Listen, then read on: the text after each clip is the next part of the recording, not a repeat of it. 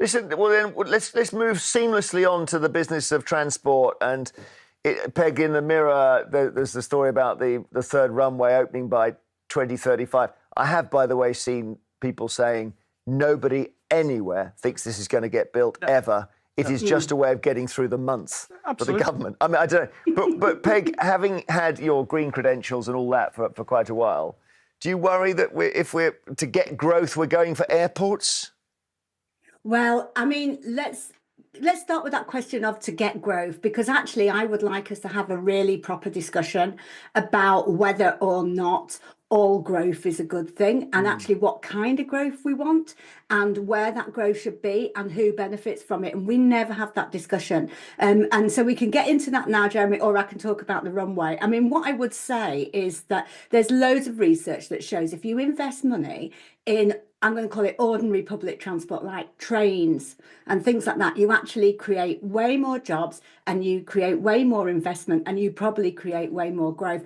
And as I always say, I don't think I've been on this show, I've never said it, we still don't have a decent train line that runs across the north of England or runs between cities like Leeds and Sheffield or Manchester and, you know, we don't have decent trains. So invest that money up here and you'll actually get loads more than you would for a climate damaging third runway at Heathrow. And I've been looking up, you know, this stuff about sustainable aviation fuel, it's not there yet. No. So I gather you've got all the sustainable aviation fuel in the world would only run flights around the world for 2 days right now. Yeah. This will never happen. Yeah. No. It'll never happen. I think Mike, your argument there about that growth will benefit the economy. Some growth will, but if the growth itself, that growth will benefit the climate, a better economy benefits the climate. Some will. But if that growth and the process by which you get it is actually the thing that is causing climate change, which most of it is, then it can't be the case. And just on the plane circling and stacking, most of those planes are all transit, right? They're not actually the people who are flying in and flying out. And what we need to do, actually, that doesn't benefit. How does that benefit Britain? How does that put us on the world stage? But Peg, there's too much emphasis. We need to actually reduce the amount people are flying, I'm afraid to say. But there is too much emphasis on the effect that Great Britain, the United Kingdom, can have on world climate changes. China are opening a new airport every month. There are 6 runways at Istanbul Airport.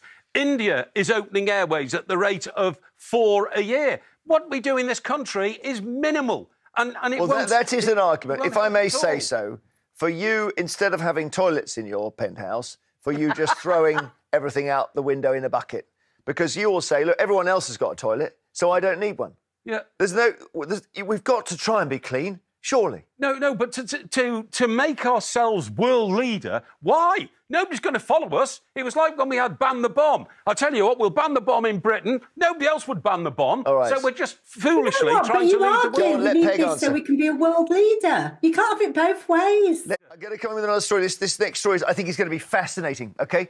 So, little bit complicated, but let me explain. There were some licences for oil and gas fields granted under the last government, the Conservative government. Labour attacked them, saying new oil and gas fields are bad for the planet. We wouldn't have done this. However, since you've done it, we won't stop it. OK, so that's what Labour said. They kind of got away without saying yes or no to it. However, the consent for it has been struck down by a court for technical reasons. And that means it lands back on Keir Starmer's desk. And Keir Starmer is going to have to look at this and he's going to have to give sort of re-permission it or say no. And these rigs are very nearly finished. Oh, there are 2 of them called Rosebank and Jackdaw. And I think this is going to be the hardest decision in his first year. Don't you think, Peg? Won't he say yes?